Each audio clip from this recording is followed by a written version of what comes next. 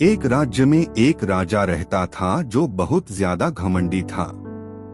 उसके घमंड के चलते आसपास के सभी राज्य के राजाओं से भी उसके संबंध अच्छे नहीं थे।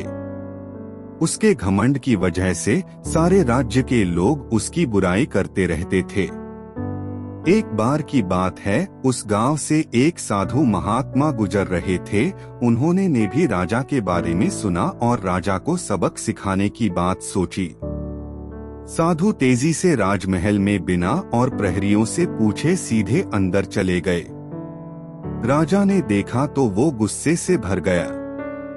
राजा बोला, ये तो उदंडता है महात्मा जी, आप बिना किसी की आज्ञा के कैसे अंदर कैसे गए?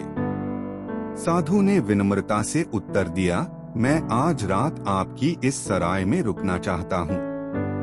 राजा को ये बात बहुत भी बुरी लगी। वो बोला, और महात्मा जी, ये मेरा राजमहल है, कोई सराय नहीं, कहीं और चले जाइए।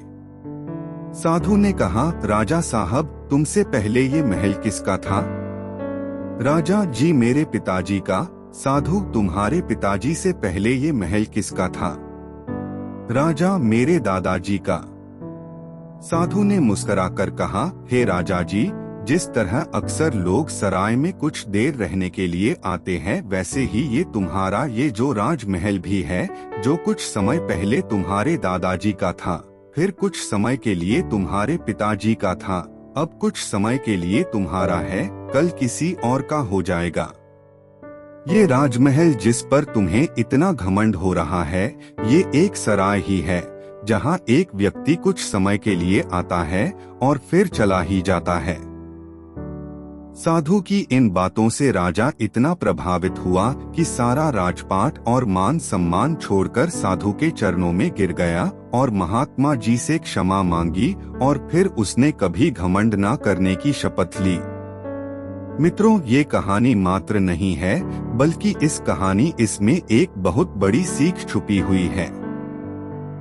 ये दुनिया एक सराय के समान है, पर लोग रोज आते हैं और कुछ लोग रोज जाते हैं। अच्छी सोच रखिए और अच्छे काम करिए, क्योंकि इस सराय से एक दिन सबको जाना है।